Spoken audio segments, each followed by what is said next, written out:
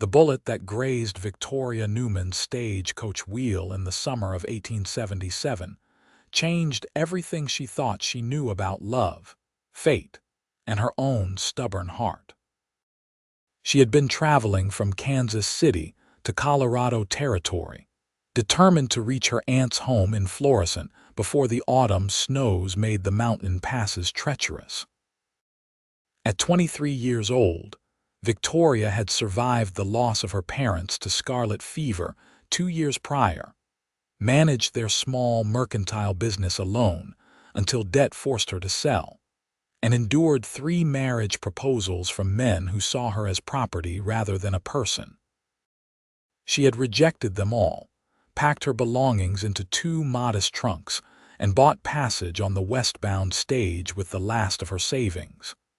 Independence suited her better than any wedding ring ever could, or so she told herself during the long, dusty miles. The attack came without warning on a Wednesday afternoon, just as the stagecoach climbed through the foothills west of Colorado Springs. Victoria had been dozing against the window, lulled by the rhythmic creaking of the wheels and the late summer heat, when the driver's shout jolted her awake. Gunfire cracked through the air like breaking timber. The horses screamed and bolted, and suddenly the coach was careening sideways, tilting at a dangerous angle as one wheel struck something hard.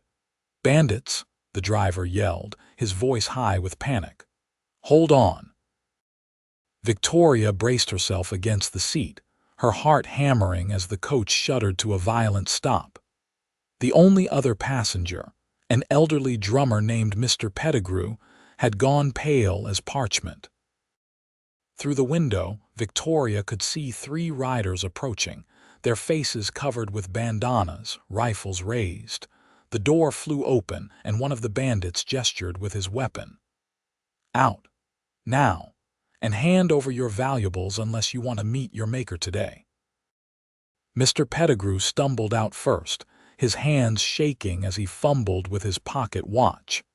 Victoria followed, lifting her chin despite the terror coursing through her veins. She would not give these men the satisfaction of seeing her cower. The lead bandit circled his horse around her, his eyes traveling over her traveling dress in a way that made her skin crawl. "Well now, what do we have here?" he said, his voice oily with suggestion.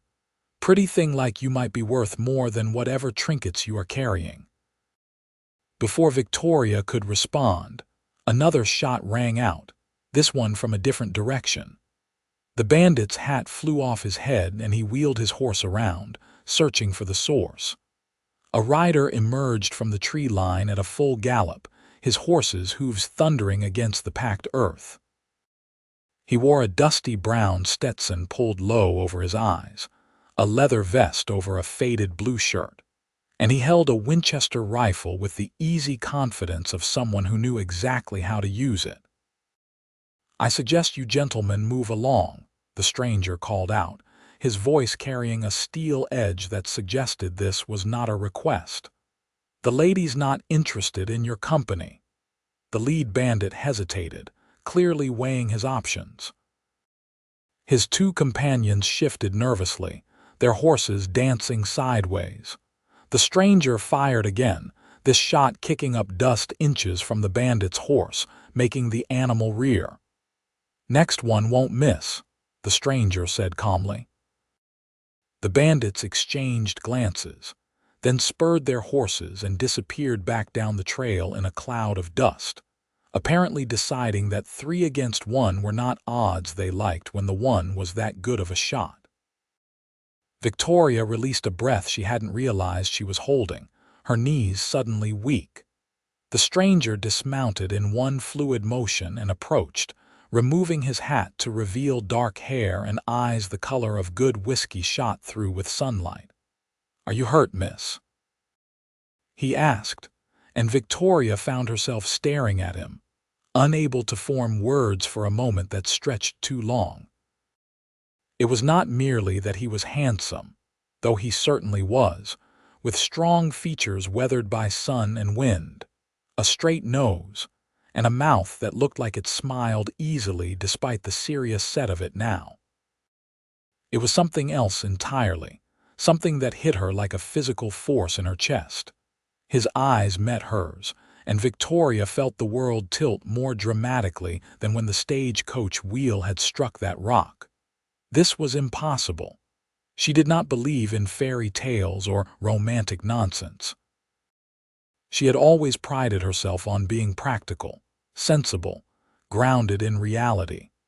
And yet here she stood, unable to catch her breath, staring at a complete stranger and feeling like she had just found something she had been searching for her entire life without knowing she was looking. "I am fine," she managed, her voice coming out steadier than she felt. "Thank you. You saved our lives." The stranger's expression softened slightly, and Victoria noticed the way the corners of his eyes crinkled. "Franklin Jackson, miss. Most folks call me Frank. I have a ranch about 5 miles north of here. I heard the shots and came to investigate." "Victoria Newman," she replied, extending her hand without thinking. When his fingers closed around hers, calloused and warm, she felt a jolt like touching a hot stove, except she had no desire to pull away. Frank held her hand a moment longer than propriety demanded before releasing it, and she saw something flicker in his eyes that made her wonder if he felt it too. This strange electric connection that made no logical sense. The stagecoach driver, who had been checking his horses during the exchange, approached with a grim expression. "Mr. Jackson, we have got a problem. That front wheel's got a cracked axle. We are not going anywhere until it's fixed, and that is a job for a proper wheelwright. We are still 15 miles from Florissant." Frank surveyed the damage, then looked back at Victoria and Mr. Pettigrew. "My ranch is closer. You are welcome to shelter there while I ride to town and bring back help. It is not fancy, but it is safe, and you will have a roof over your heads." Mr. Pettigrew accepted immediately, clearly shaken by the attack. Victoria hesitated, aware of the impropriety of staying at a bachelor's ranch, but the alternative was spending the night by the roadside with bandits potentially circling back. Frank seemed to sense her concern. "I have a housekeeper, Mrs. Chen," he said. "She and her husband live in the cabin on the property. You will be properly chaperoned, Miss Newman. I give you my word." There was something in his voice, a quiet sincerity that made Victoria trust him despite barely knowing him. She nodded her acceptance, and Frank helped her retrieve her trunks from the boot of the stagecoach.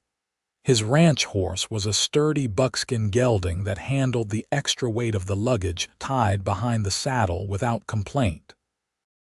Frank led the horse while Mr. Pettigrew and the driver walked alongside, but he offered his arm to Victoria, and she found herself taking it, acutely aware of the solid warmth of him through his shirt sleeve.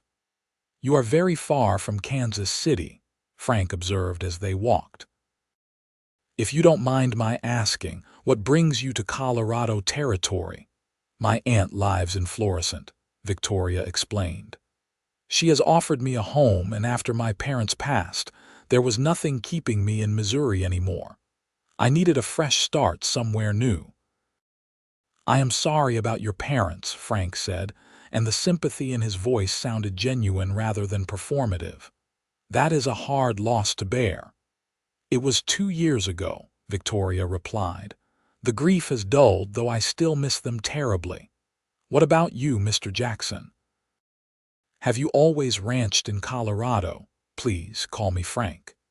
"And no, I came out here 5 years ago from Virginia. The war left my family's land in ruins, and my father died when Richmond fell. My mother remarried and moved north with her new husband, so there was nothing to keep me in Virginia either. I heard they needed ranchers out west, so I took what money I had and came to try my luck. Bought 200 acres north of Florissant and built it up from scratch." There was pride in his voice when he spoke of his ranch, but also a hint of loneliness that Victoria recognized, because she had felt it herself so many times. They walked in companionable silence for a while, and Victoria found herself stealing glances at Frank's profile, at the way the setting sun gilded his features. She barely knew this man, had been in his presence less than an hour, and yet she felt more at ease with him than she had with men she had known for years. It defied all logic and reason, which troubled her even as it thrilled her. Frank's ranch appeared as they crested a gentle rise, and Victoria caught her breath at the sight. It was not a grand estate, but it had a rugged beauty that suited the landscape perfectly. A sturdy log house with a wide front porch sat surrounded by cottonwood trees, with a barn, corral, and several outbuildings arranged nearby. Mountains rose in the distance, their peaks still holding patches of snow despite the summer heat. A creek ran along the eastern boundary, its water catching the last golden light of day. "It is beautiful," Victoria said softly and meant it. Frank's face brightened with pleasure at her words. "Thank you. It has been a lot of work, but I have grown to love this place. The land can be harsh, but it is honest. It does not lie to you or pretend to be something it is not." A Chinese woman emerged from the house as they approached, wiping her hands on her apron. She was perhaps 40, with sharp eyes that missed nothing and a no-nonsense air about her that reminded Victoria of her own mother. Frank made introductions, explaining the situation, and Mrs. Chen immediately took charge of Victoria, ushering her into the house with a stream of commentary about men and their inability to give proper notice before bringing guests home. "You pay her no mind," Frank said with a warm smile. "She complains, but she loves having people to fuss over. I will see to your trunks and then ride to town to fetch the wheelwright. Make yourself at home, Miss Newman." Victoria found herself in a comfortable front room with handmade furniture and colorful woven rugs on the wooden floor. The house was simple but clean, with an attention to small details that surprised her. Books lined shelves built into one wall, and she noticed titles ranging from agricultural manuals to poetry. A violin hung near the window, its wood polished to a deep shine. This was not just a place where someone slept and ate between working hours.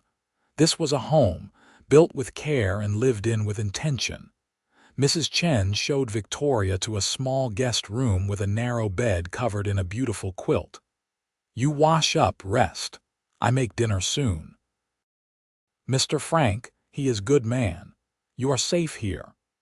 "Thank you," Victoria said, grateful for the reassurance even as she wondered why Mrs. Chen felt the need to give it. Did she somehow sense the strange connection Victoria had felt with Frank? No, that was ridiculous.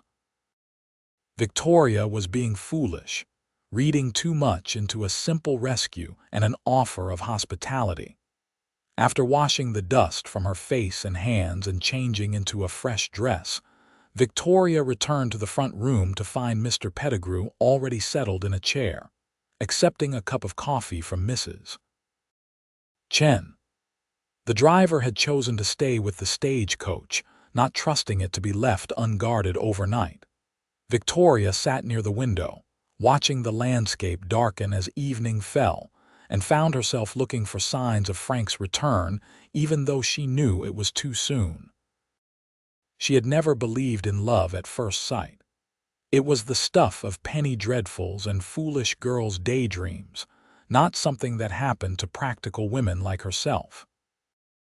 Love was something that grew slowly, built on shared experiences and mutual respect, or at least that was what she had always told herself. The instant, overwhelming attraction she had felt when Frank removed his hat and looked at her with those amber eyes was simply gratitude mixed with relief at being rescued. It would fade once the shock of the attack wore off. It had to. Frank returned just as Mrs. Chen was setting dinner on the table. He had brought the wheelwright, a gruff older man named Schneider who promised to have the stagecoach repaired by noon the following day. Frank had also stopped by the telegraph office and sent word to Victoria's aunt in Florissant, explaining the delay so she would not worry. The thoughtfulness of this gesture touched Victoria more than she wanted to admit. Over dinner, which consisted of roasted chicken, potatoes, and fresh bread that Mrs. Chen produced with what seemed like magic, Victoria found herself relaxing into easy conversation with Frank.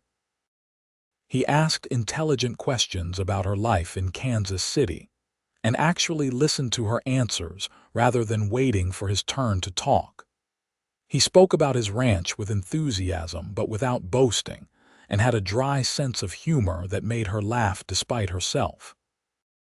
Mr. Pettigrew excused himself early, claiming exhaustion from the day's excitement, and Mrs. Chen disappeared into the kitchen to clean up, leaving Victoria and Frank alone in the front room. She knew she should excuse herself as well, maintain proper decorum, but she found herself reluctant to end the evening. "Would you like to sit on the porch for a while?" Frank asked, as if reading her thoughts. "The stars are incredible out here, nothing like in the cities where the lights block them out."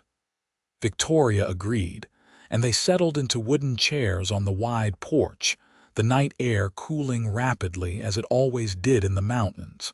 Frank was right about the stars. They blazed overhead in countless thousands, the Milky Way cutting across the sky like a river of light. Victoria tilted her head back, awed by the spectacle.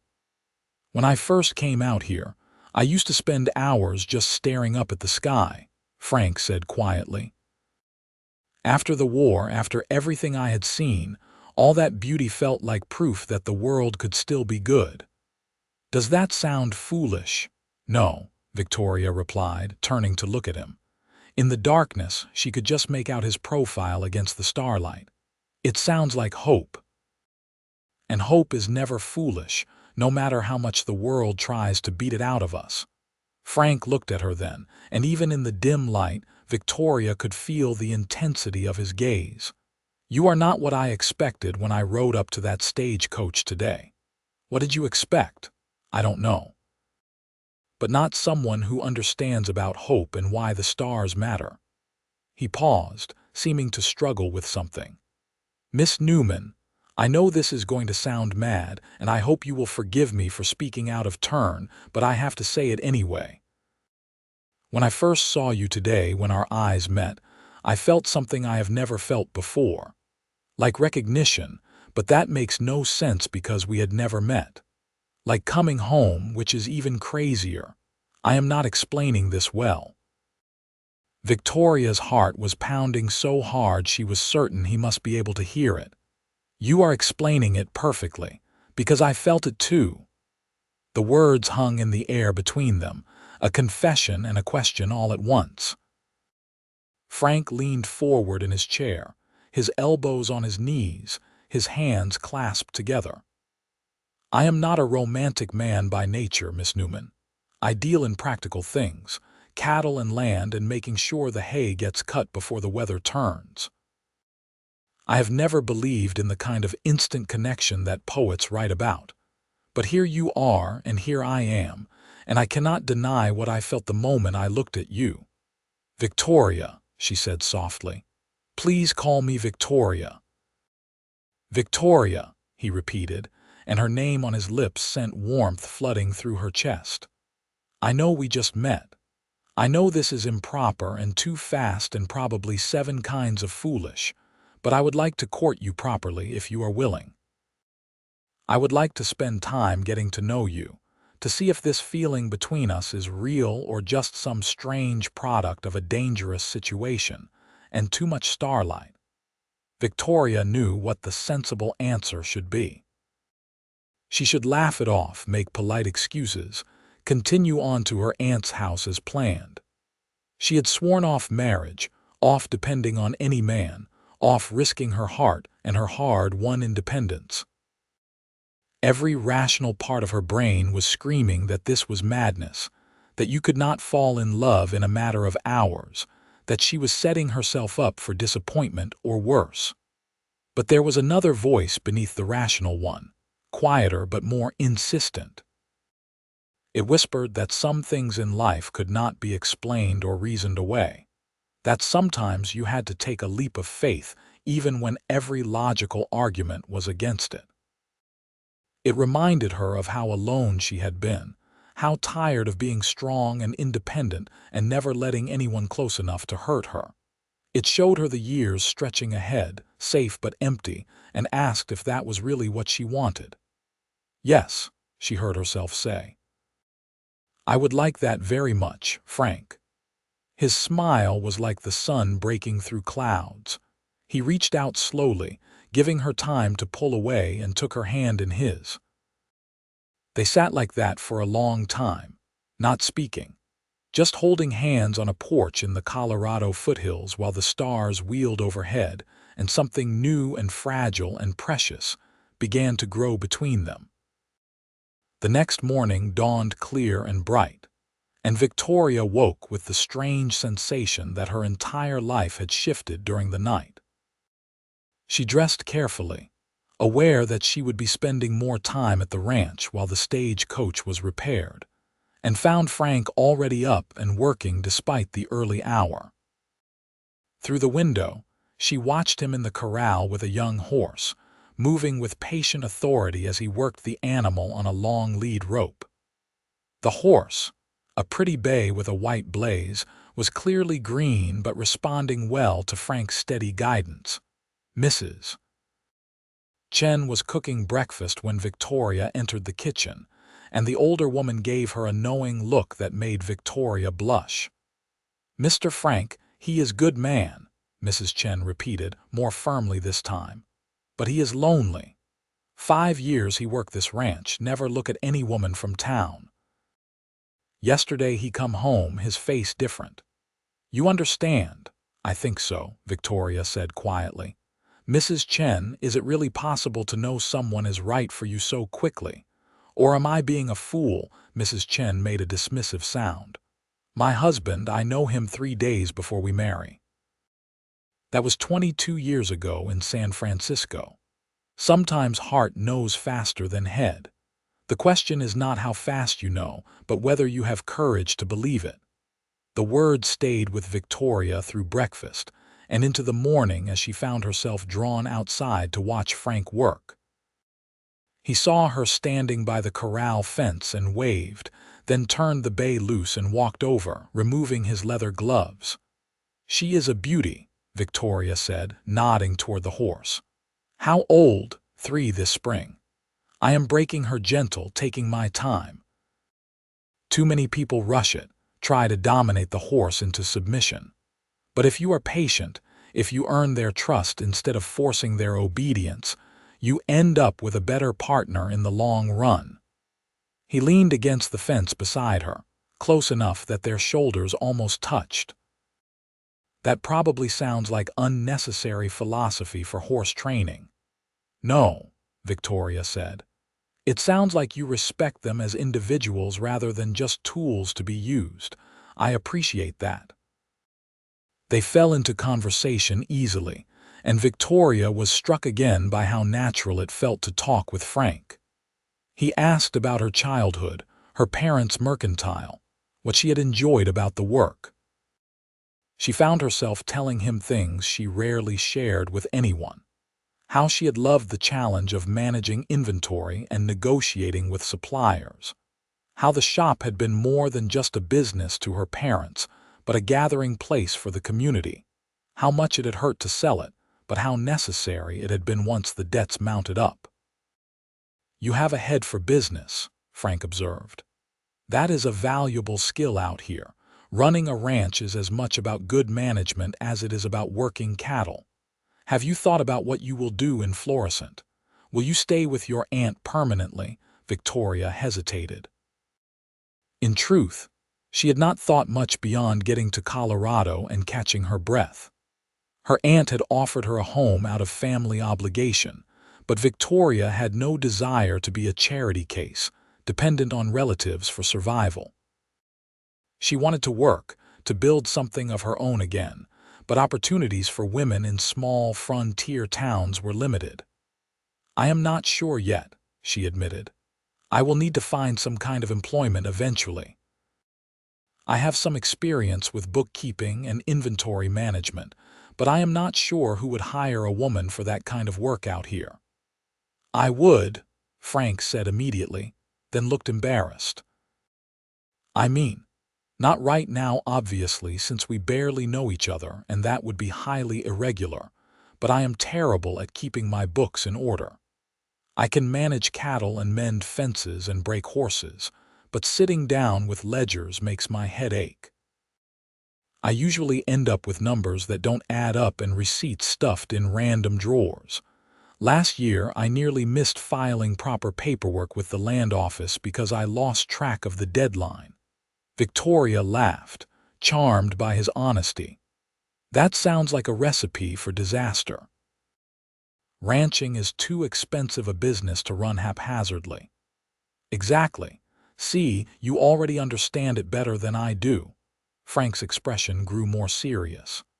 "Victoria, I know this is all moving very fast and I don't want to pressure you in any way, but I would like you to consider something. Stay in Florissant for a while, get to know me properly, let me court you the right way. If, after some time has passed, we both still feel the way we felt last night, then maybe we could discuss a more permanent arrangement.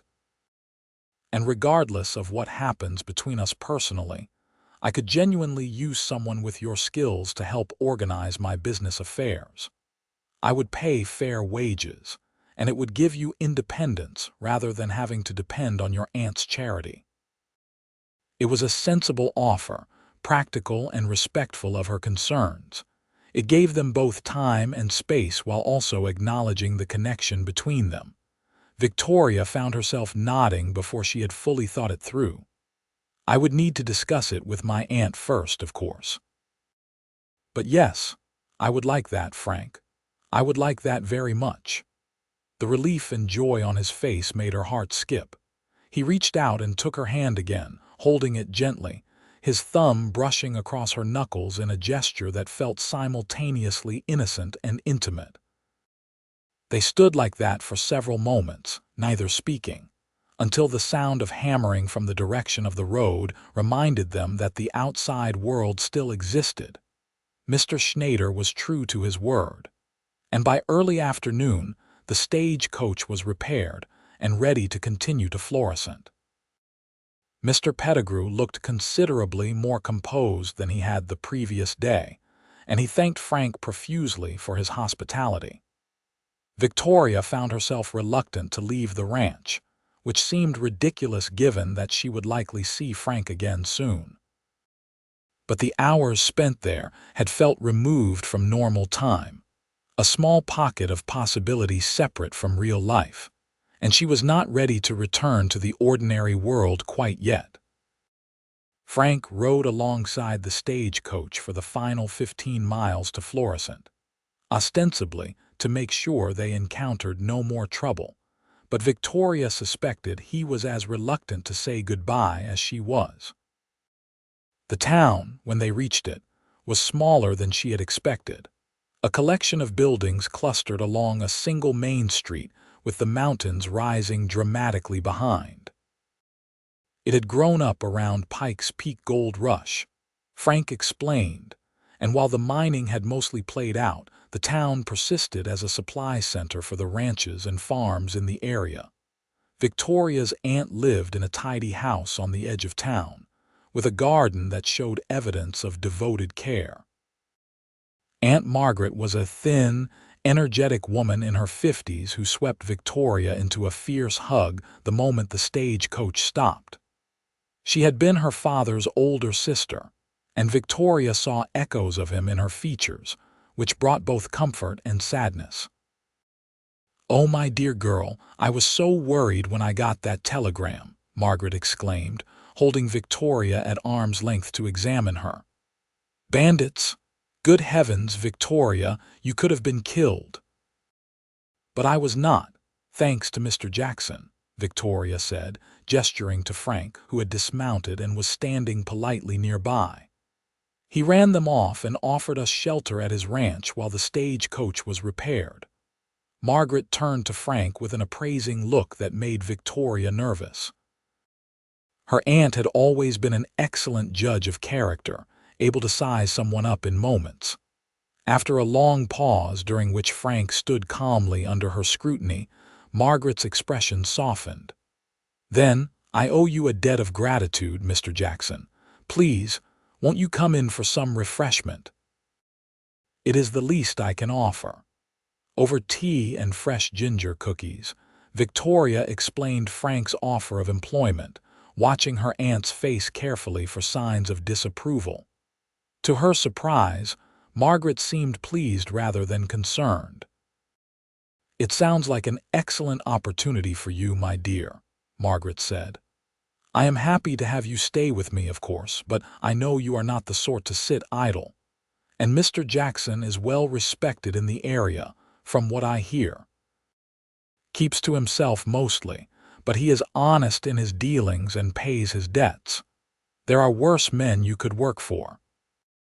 Frank took his leave shortly after, citing work that needed doing at the ranch, but not before securing Victoria's promise that she would ride out the following week to discuss the specifics of the employment arrangement. After he left, Margaret fixed Victoria with a knowing look. "There is more to this than just bookkeeping, is there not?" Victoria felt heat rise in her cheeks. "I don't know what you mean. Child, I may be old, but I am not blind. That young man looks at you like you are water and he has been walking in the desert for a month. And unless I miss my guess, you look at him the same way." "We only just met yesterday," Victoria protested weakly. "It would be ridiculous to think there could be anything serious between us so quickly. Your Uncle Richard and I decided to marry after knowing each other for a week," Margaret said calmly. "We had 32 happy years together before he passed. When you know, my dear. The question is whether you are brave enough to trust it." It was almost exactly what Mrs. Chen had said, and Victoria found she had no good answer. That night, lying in the comfortable guest room in her aunt's house, she stared at the ceiling and tried to sort through the tangle of emotions in her chest. Logic said this was foolish, that she was rebounding from loss and loneliness, that the dramatic circumstances of their meeting had artificially intensified her feelings. But her heart insisted otherwise. Her heart said that Frank Jackson was something rare and precious, that what she felt for him was real despite defying all conventional timelines, that letting fear rule her decisions would be the greatest mistake she could make. The following days passed in a strange state of suspension. Victoria helped her aunt around the house and garden, explored the small town, and tried to focus on settling into her new life. But she found her thoughts constantly drifting to Frank, wondering what he was doing, whether he was thinking of her too. She told herself she was being ridiculous, behaving like a love-struck schoolgirl rather than a grown woman. But knowing she was being ridiculous did not stop the feelings. When the appointed day came for Victoria to visit the ranch and discuss the business arrangement, she took more care with her appearance than the occasion warranted, choosing a deep blue dress that brought out her eyes and pinning her dark hair up in a style that was practical but flattering. Margaret raised an eyebrow but said nothing, merely handing Victoria a basket of fresh bread and preserves to bring along. Frank was waiting in front of his house when Victoria arrived in the wagon Margaret had lent her. He had clearly made an effort with his own appearance, his hair still damp from washing and his best shirt neatly pressed. The sight of him sent a rush of warmth through Victoria's chest, confirmation that the feelings she had been wrestling with all week were not fading as logic suggested they should. "Victoria," he said, helping her down from the wagon, "it is good to see you again." "You too," she replied, suddenly shy in a way she had not been during their first meeting. A week apart had somehow made things more complicated rather than simpler, adding weight to emotions that had initially felt light and effortless. Frank showed her around the ranch properly this time, explaining his operation in detail. He ran about 300 head of cattle on his 200 acres, supplemented by some sheep and a small number of horses he was training to sell.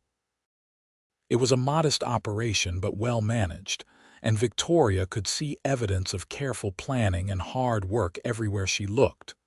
The barn was well maintained, the fences solid, the stock healthy. This was not a man playing at ranching. This was someone committed to building something lasting. When they reached his small office, located in a corner of the house, Victoria understood immediately why he needed help. Papers covered every surface, receipts and bills and correspondence stacked in haphazard piles. A ledger lay open on the desk, the entries trailing off mid-month as if Frank had simply given up. She rolled up her sleeves metaphorically and dove in, sorting and organizing while Frank watched with a mixture of admiration and relief. "You make it look easy," he observed after she had created several neat stacks and begun entering figures in the ledger with quick, confident strokes. "It is easy once you have a system," Victoria replied. "The trick is maintaining it consistently rather than letting it pile up. If you set aside an hour every week to keep things current, it never becomes overwhelming." They worked side by side for several hours, Victoria organizing and Frank filling in details about various transactions and expenses.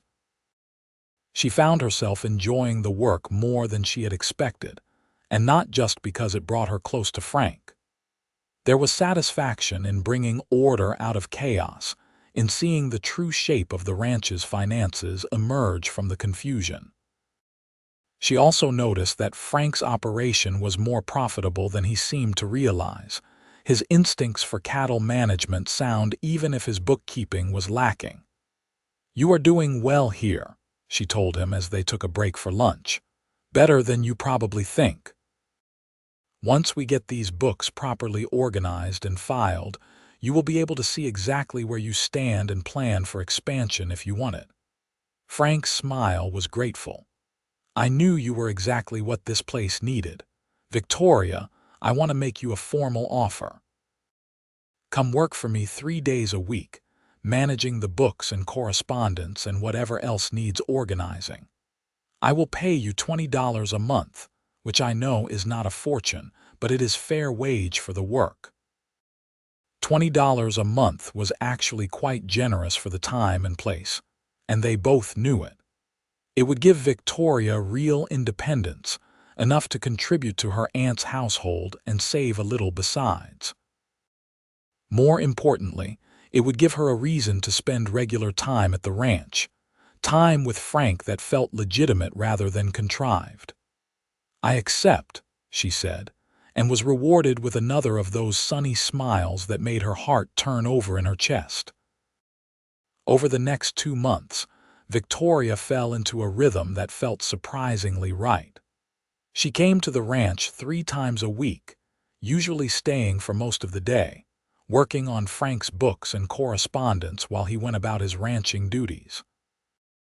Sometimes he would take breaks and come sit with her, and they would talk about everything and nothing, their conversation ranging from serious topics like politics and literature to silly debates about whether coffee or tea was the superior beverage.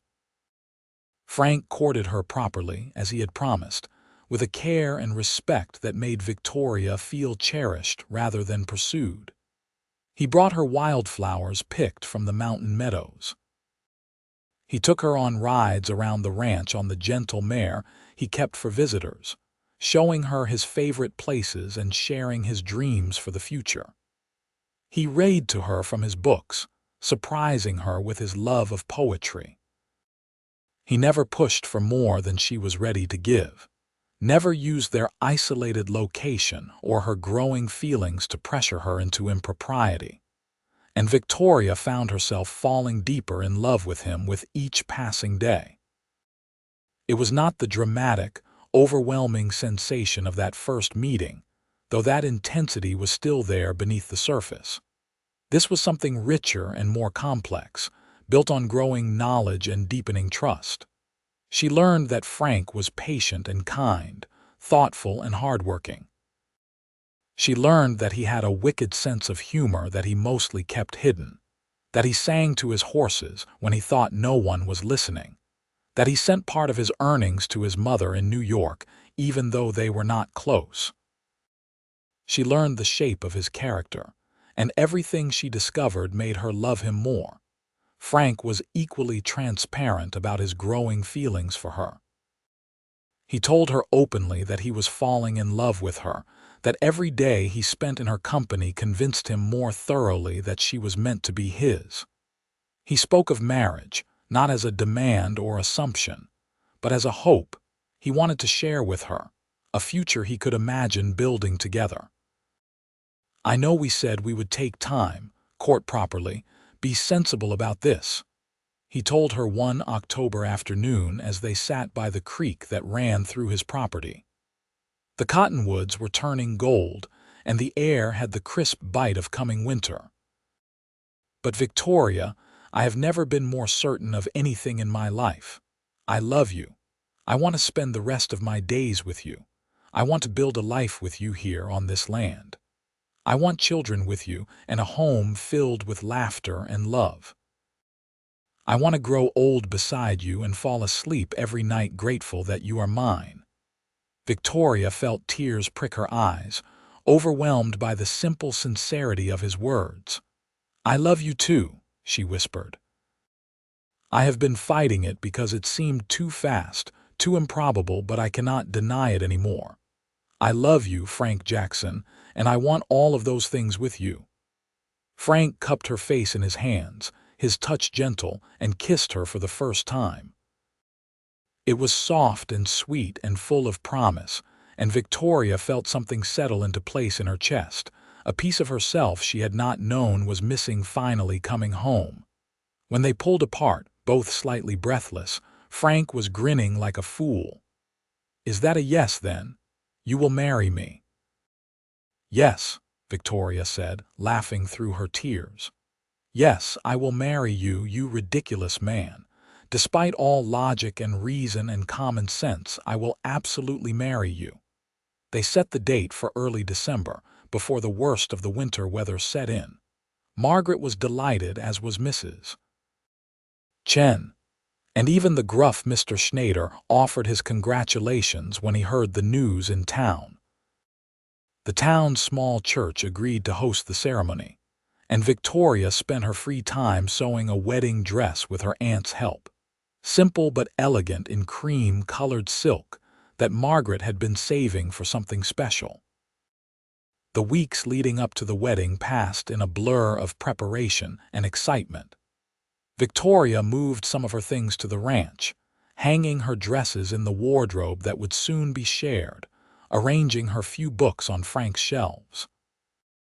It felt like playing house, except it was real, and soon this would truly be her home.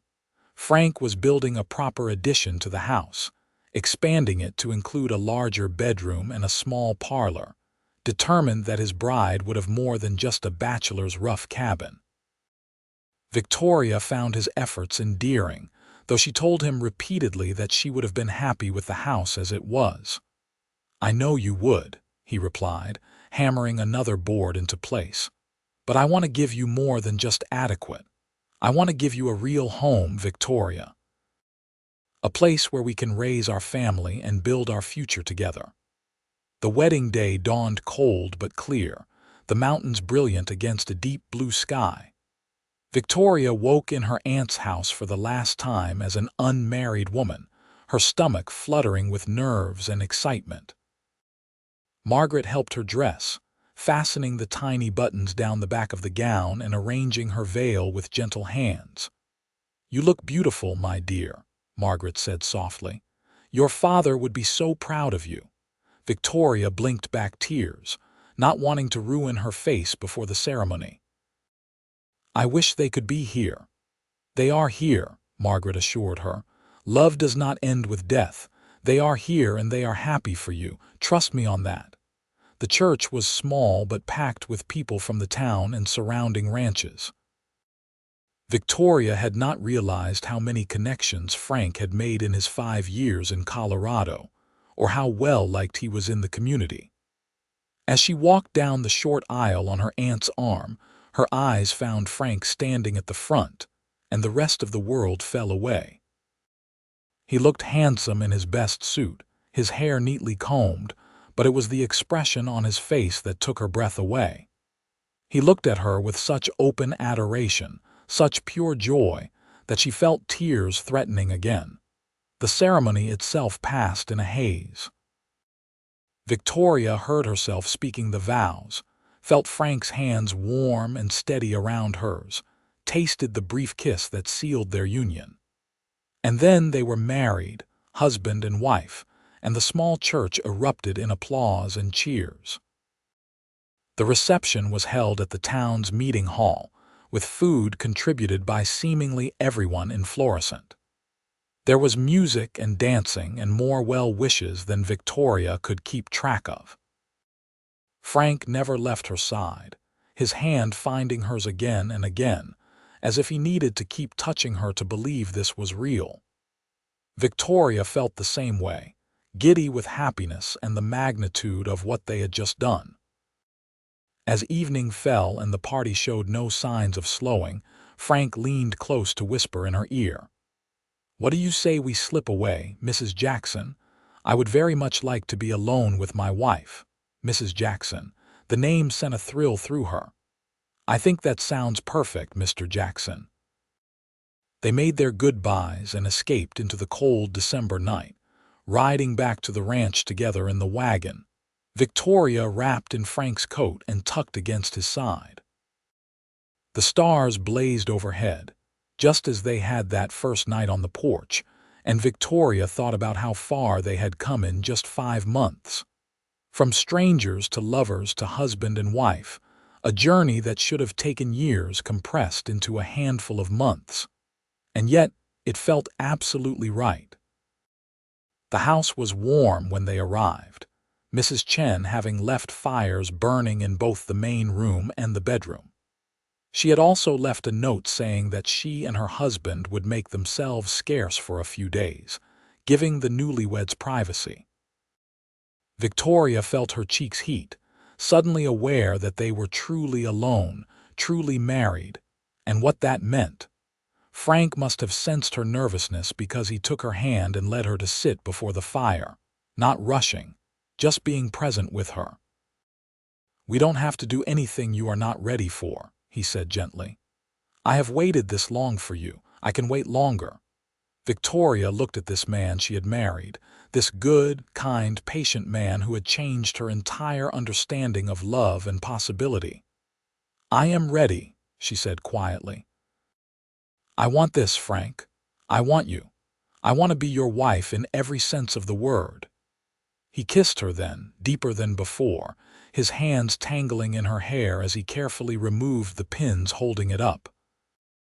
Victoria felt desire kindle in her belly, warm and insistent, and she returned the kiss with growing confidence. They took their time, learning each other by firelight, and Victoria discovered that physical intimacy with someone you loved was nothing like the clinical descriptions she had heard, or the veiled warnings about wifely duty. This was joy and connection, vulnerability and trust, two people becoming one in the most fundamental way possible. Later, lying in Frank's arms in their marriage bed, Victoria felt complete in a way she never had before. She traced idle patterns on his chest, marveling at the solid reality of him, at the fact that this was her life now. "What are you thinking?" Frank asked, his voice drowsy in content. "That they were wrong," Victoria replied. "Everyone who said love at first sight was fiction, that it was just romantic nonsense. We are living proof that it is real." Frank pressed a kiss to the top of her head. "We certainly are, though I think it was not just first sight, it is every sight since then too." I fall in love with you over and over again, Victoria. Every time I see you, every conversation we have, every moment we spend together. That is beautiful, Victoria whispered, and entirely mutual. They drifted into sleep wrapped around each other, warm and safe and completely happy. The first year of their marriage was one of adjustment and discovery, learning to live together and work together and build a shared life. Victoria took over full management of the ranch's business affairs, and under her careful attention, Frank's operation became notably more profitable. She also started a small garden and expanded Mrs. Chen's chicken flock, contributing to the household in practical ways. Frank proved to be an attentive and loving husband, never taking Victoria for granted or falling into the pattern of treating her as free labor or a possession, which Victoria knew was all too common in many marriages. He consulted her on major decisions about the ranch, valued her opinions, and made sure she knew daily how much he appreciated her. They had their disagreements, of course, small arguments about household matters or ranch business, but they learned to talk through their differences rather than letting resentment build. By the following spring, Victoria discovered she was pregnant. She had suspected for a few weeks, but waited to be certain before telling Frank. When she finally shared the news one evening over dinner, his face lit up with such pure joy that she laughed.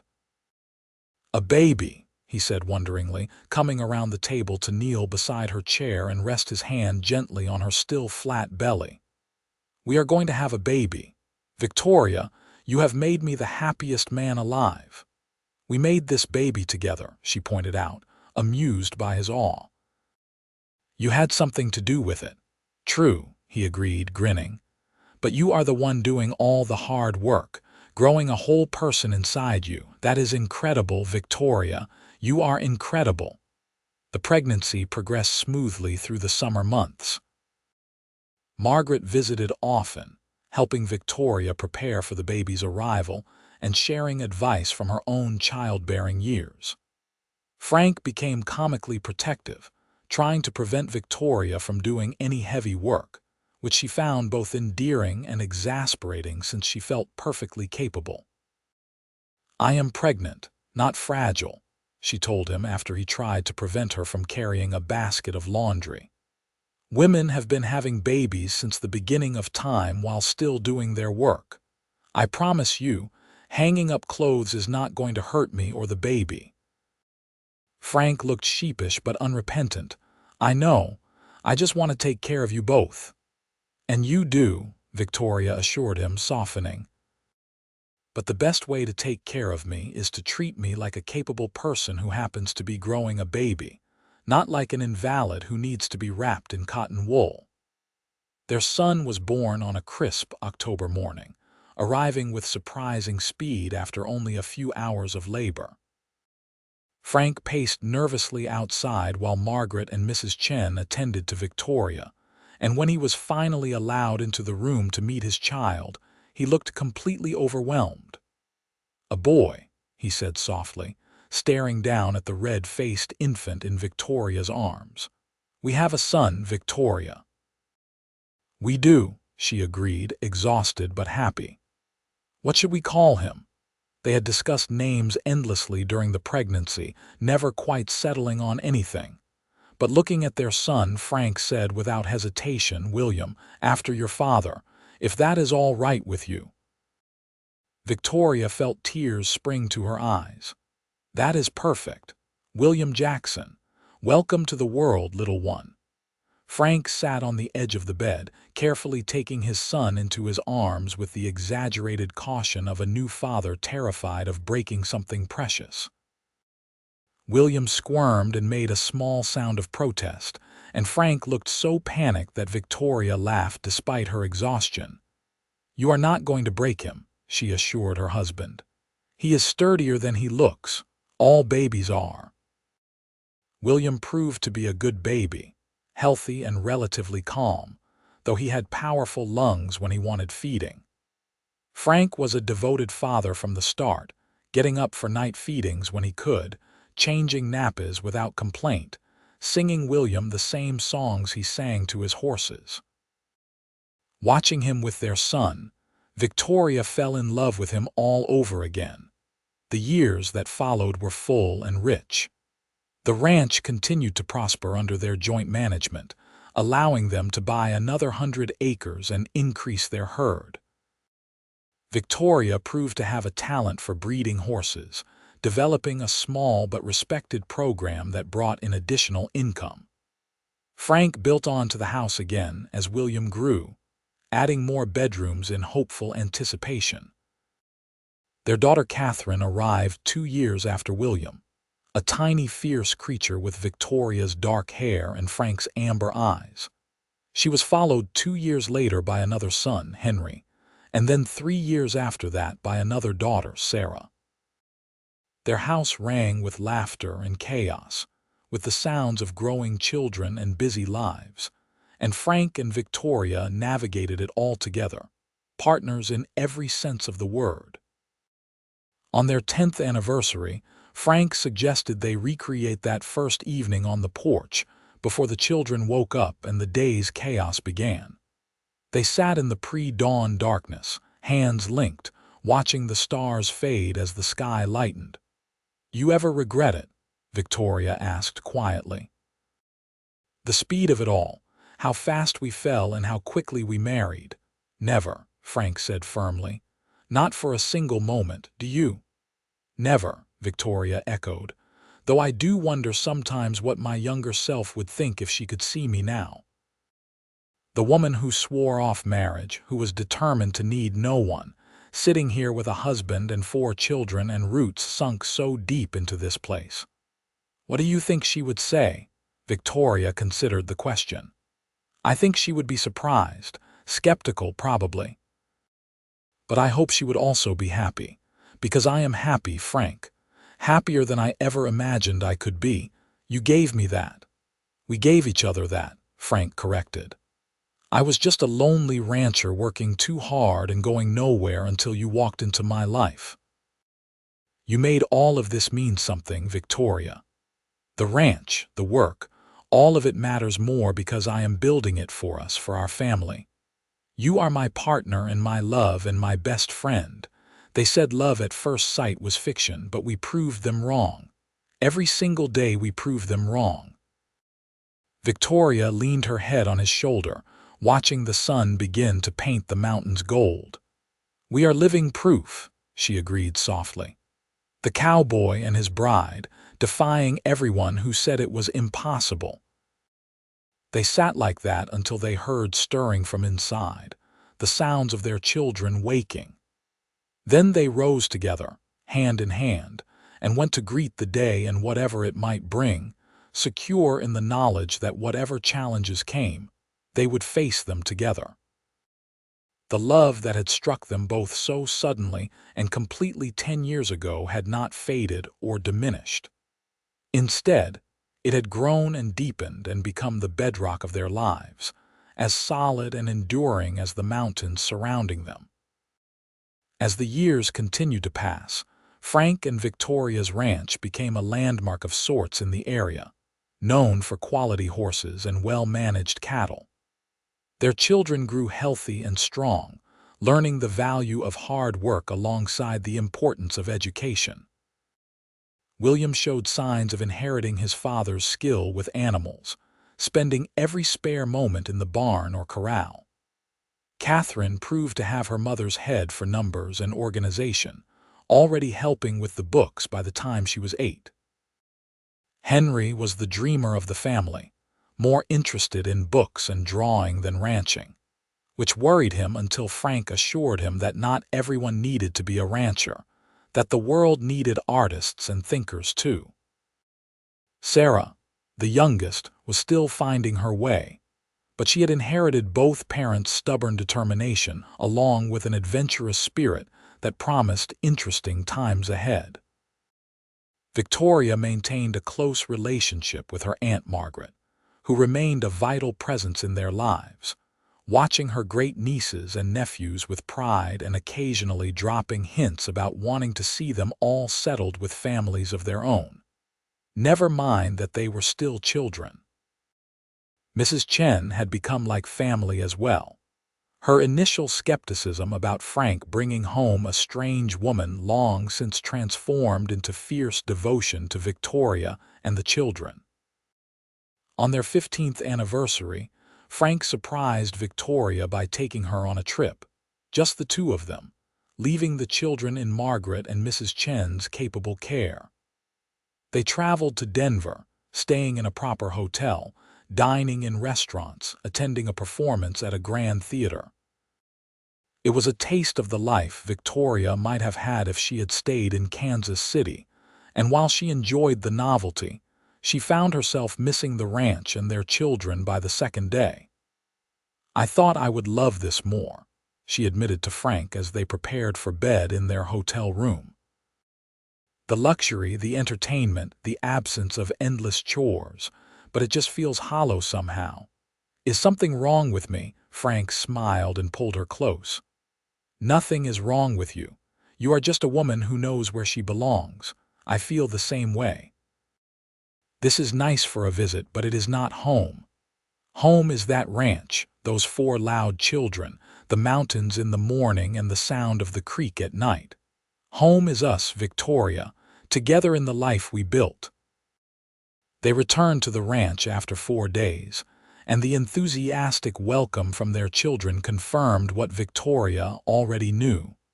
She had found her place, her purpose, her people. The woman she had been on that stagecoach 15 years ago would hardly recognize her now, and that was exactly as it should be. People were meant to grow and change, to be transformed by love and experience. As their children moved toward adulthood, Frank and Victoria began discussing what came next. William was eager to take over more ranch responsibilities, already showing the judgment and instincts of someone born to the work.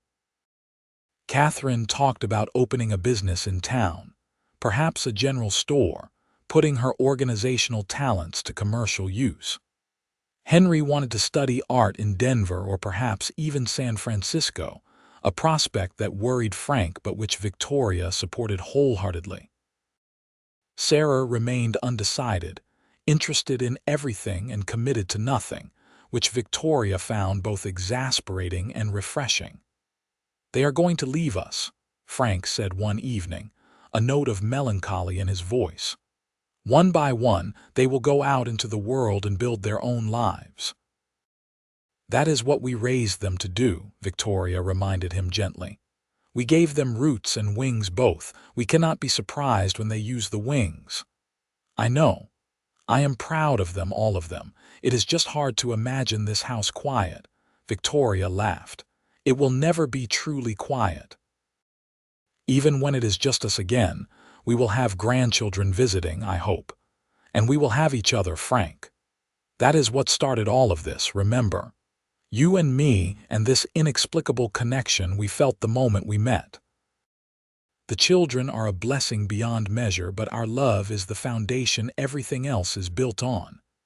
"You are right," Frank agreed, pulling her close. "You are always right." "Not always," Victoria corrected with a smile, "but often enough." On their 20th anniversary, their children surprised them with a party, inviting what seemed like half the county to celebrate. People came from Florissant and beyond, ranchers and townspeople and old friends, filling the house and yard with noise and laughter. A neighbor who played fiddle provided music, and there was dancing and far too much food. Frank and Victoria were presented with a beautiful quilt that Margaret had organized, each square contributed and signed by someone whose life they had touched over the years. The diversity of contributors spoke to the community they had built, the place they had carved out in this sometimes harsh landscape. As the sun set and the party began to wind down, Frank stood and raised his glass. "I need to say something. Victoria, when I saw you that day 20 years ago, stepping down from that stagecoach with your head held high despite the danger you had just faced. Something in my heart recognized you. I had no explanation for it then, and I still do not have one now that satisfies logic or reason. But I have spent 2 decades grateful for that inexplicable moment of recognition. You have made my life immeasurably richer in every possible way. You have been my partner in building this ranch, in raising these incredible children, in creating a home and a legacy. You have been my comfort in hard times and my companion in good ones. And you have been the love of my life, the proof that sometimes the most important things cannot be explained or quantified. They can only be felt and trusted and built upon. To my bride, now and always. The crowd erupted in cheers and applause, and Victoria felt tears streaming down her face, not bothering to hide them. Frank pulled her close and kissed her, and wolf whistles came from their children and guests. When they finally pulled apart, Victoria saw their family around them, the life they had built together, and felt overwhelming gratitude for that day 20 years ago when bandits attacked a stagecoach and a cowboy rode to the rescue. "I love you," she told Frank, loud enough for everyone to hear. Then, now, and forever. We are living proof that love at first sight is not fiction. It is the realest thing I have ever known. The party continued into the night, but Frank and Victoria slipped away eventually, stealing quiet moments on the porch where it had all begun. The stars blazed overhead, eternal and unchanging, and Victoria thought about time and love and all the things that truly mattered. "What are you thinking?" Frank asked, the same question he had posed on their wedding night 20 years ago. "That I would do it all again," Victoria replied. "Every moment, every challenge, every joy. I would choose you again in a heartbeat, Frank Jackson." "Good," Frank said with satisfaction, "because I would choose you too. Every single time in every possible world I would choose you." They sat together in comfortable silence, two people who had become one, who had proved that sometimes the impossible was simply the inevitable waiting to happen.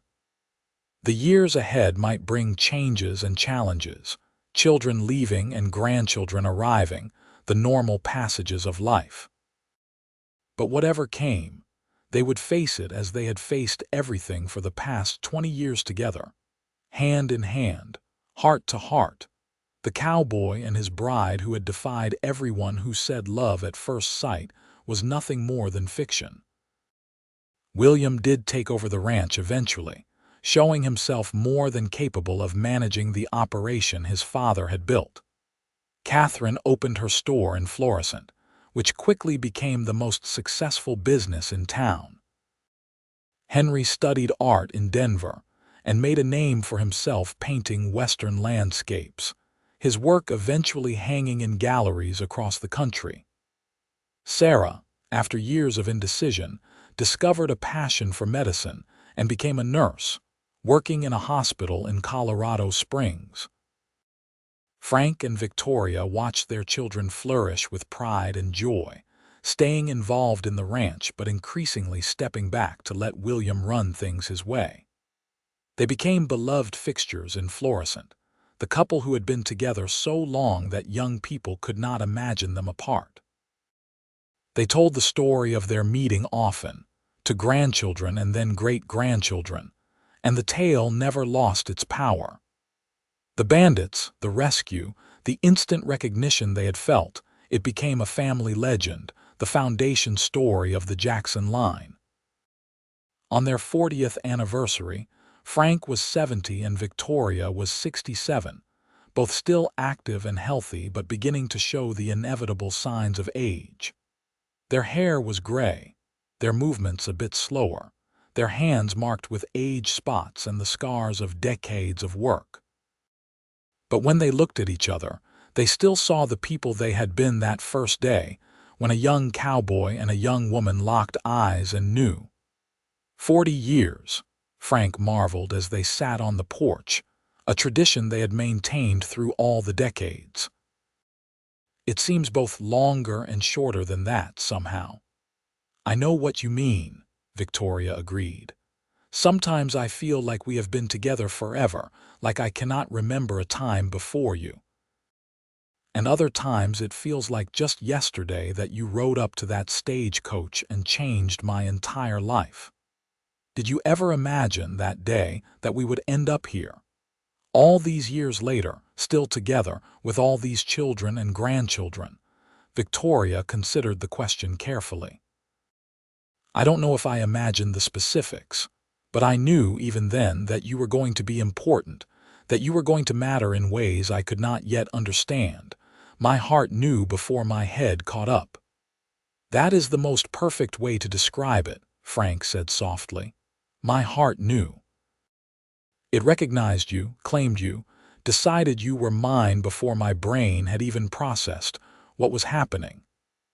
They sat in silence for a while, watching the familiar landscape painted in the colors of sunset. The ranch had changed over the years, expanded and modernized, but the bones of it remained the same. The mountains still rose in the distance, eternal and unchanging. The creek still sang its endless song, and the two of them were still here, still together, still in love. Frank. Victoria said quietly, "Yes, love, thank you for riding up that day, for being brave enough to act on what you felt, for giving me this life, this family, this love. Thank you for all of it." Frank took her hand, his thumb brushing across her knuckles in the gesture he had used since their courtship. "The honor has been mine, Victoria Jackson. Every single day, the honor has been mine." They sat together until the stars came out, those same stars that had witnessed the beginning of their story 4 decades earlier. And they knew, both of them, that whatever time they had left would be spent exactly like this, together. Their love as strong and real and undeniable as it had been from that first impossible moment. They had been living proof for 40 years that love at first sight was not fiction, and they would continue to be that proof until their last breath. The story could have ended there, a perfect sunset moment. But life continued beyond poetic symbolism, and Frank and Victoria had several more good years together. They watched their grandchildren grow and begin families of their own. They attended weddings and christenings. They marked the seasons and the years, grateful for each day they had together. Frank passed first, in his sleep one winter night when he was 73, his hand still holding Victoria's. He went peacefully, without pain or struggle, and Victoria took comfort in that even as grief threatened to overwhelm her. The funeral brought people from across Colorado, testament to the impact Frank had made during his life. Victoria stood surrounded by her children and grandchildren, drawing strength from the family they had created together. She remained on the ranch, refusing all suggestions that she move to town or go live with one of the children. This was her home, the place she had built with Frank, and she would not leave it. William and his wife moved into the main house with her, and Victoria found comfort in the sound of family around her, in the continuation of life even in the midst of loss.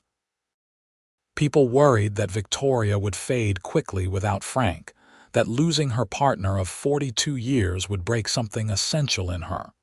But Victoria surprised them. She grieved, deeply and openly, but she did not break.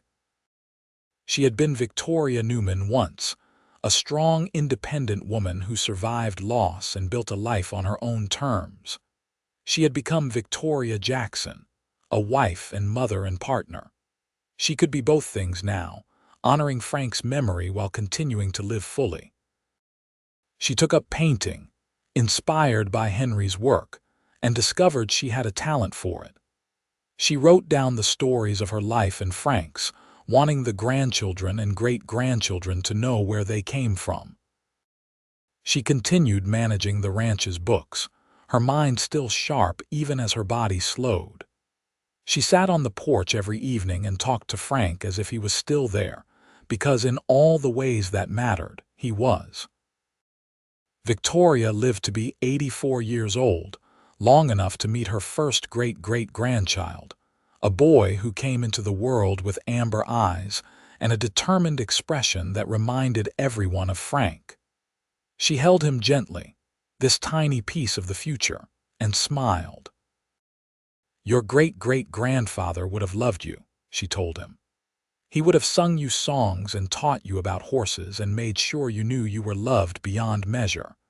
I will do my best to do all those things in his place for as long as I am here." When Victoria's time came, it was much like Frank's had been, quiet and peaceful in the night. Her children found her in the morning, a smile on her face, the book of memories she had written lying open beside her. They buried her next to Frank on a hill overlooking the ranch, with a view of the mountains they had both loved. The headstone was simple but perfect. Franklin and Victoria Jackson. They proved love at first sight was real. The ranch stayed in the family for generations, each inheritor adding their own contributions while maintaining the foundation Frank and Victoria had built.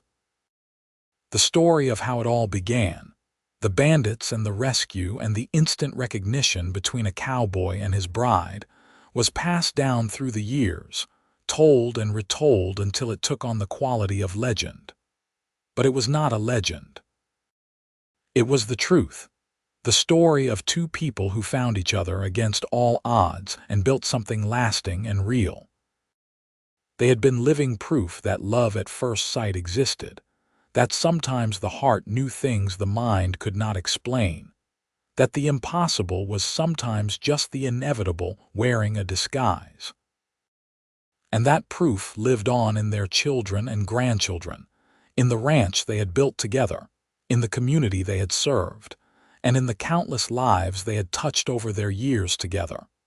The world continued to change around the Jackson Ranch. The Wild West became less wild, territories became states, technology advanced, and the 20th century marched forward. But some things remained constant. The mountains still rose eternal. The stars still blazed in the night sky. And somewhere on a hill in Colorado, two people who had loved each other impossibly and completely rested together, their story complete, their love proven beyond any doubt. They had said love at first sight was fiction.